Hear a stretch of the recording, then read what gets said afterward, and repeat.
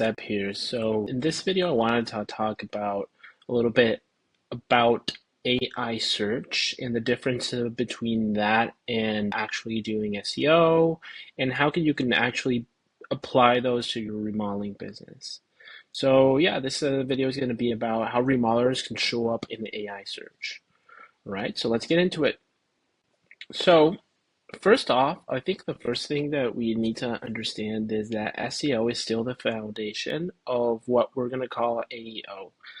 Keep in mind that this is still something that may change in the future. Right now, at the present time, it's June 2026, and we don't really know what's going to happen in 6 months to a year. What I can give you is a snapshot of right now. And right now, SEO is for traditional search engines, and Google is still where the majority of the traffic is going to be. But an interesting trend is that actually the traffic for Google and traditional search engines is actually going down, while traffic for AI search in Perplexity, in Gemini, and ChatGPT is actually going up. The difference is still massive. SEO is still obviously the king, but it seems to be, and this is reported by a lot of people.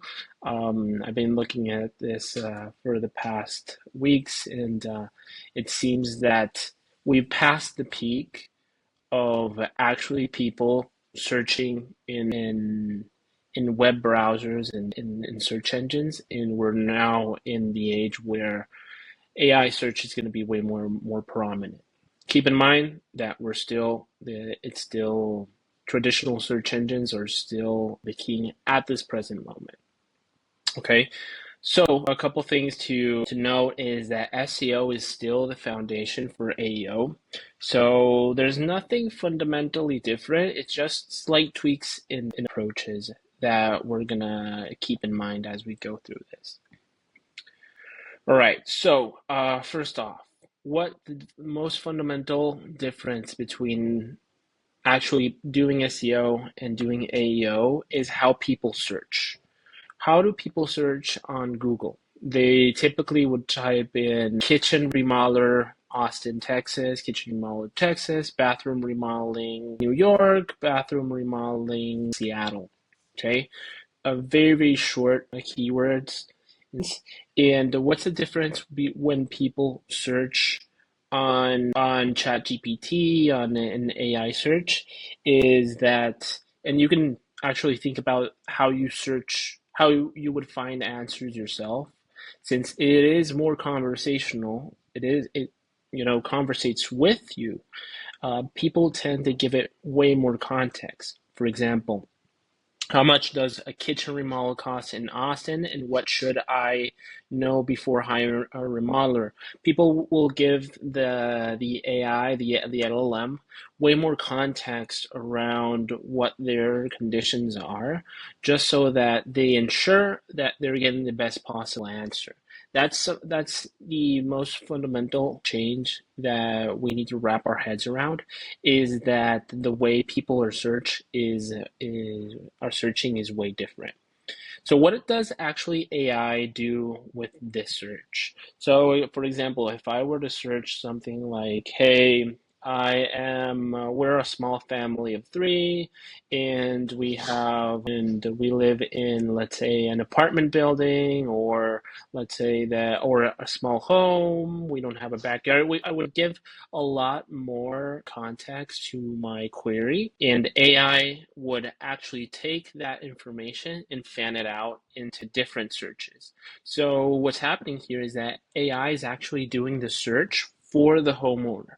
And what is AI searching for? It's searching for tons of different variables. For example, cost, budget, scope, timeline, how to choose a remodeler, finding options. And this looks way more like a traditional search. It's like, for example, If you have an assistant, you would tell the assistant, "Hey, we have all these conditions. Please search something that would work for us." That's kind of the way that you should approach this, is that the assistant, in this case the AI, is going to search all of these different topics around one cluster for you. Okay? So this is where the concept of topic coverage comes into play instead of just ranking for a traditional keyword. So here's the difference. Here's the clearest difference that we can make is for traditional SEO, the strategy or tactically what we want to do is let's rank for kitchen remodeler in Seattle. With AEO coming into the mix and with so many different searches that we can't predict the AI is going to do, the best strategy is let's make our company the most trusted source for AI to pull information from. That's the actual change in play or in the playbook to make yourself visible for AI search. Right? So that's a lot to unpack. So let's just, tack it one by one, right? What can you do? What the difference of this means for your remodeling business is that you need to create content around the questions homeowners ask right before hiring a remodeler, right? It's never, or it's the meta is not ranking for a specific like kitchen remodeler in X town anymore. It's actually producing useful content around kitchen remodeling. I'll show you what that looks like in a moment.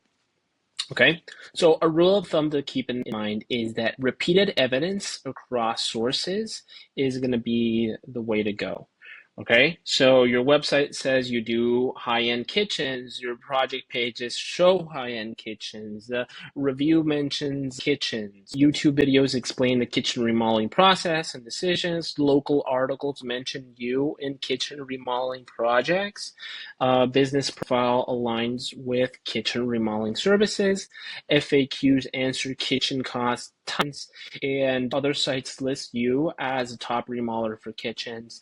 And I'm going to remove my head here. And photos and case studies reinforce the same specialty. All right, so it's a cluster of things that we need to do. Practically, what does this look like? So this is what we're going to try and produce the topics around. And I'll break it down more visually for you in the next slide.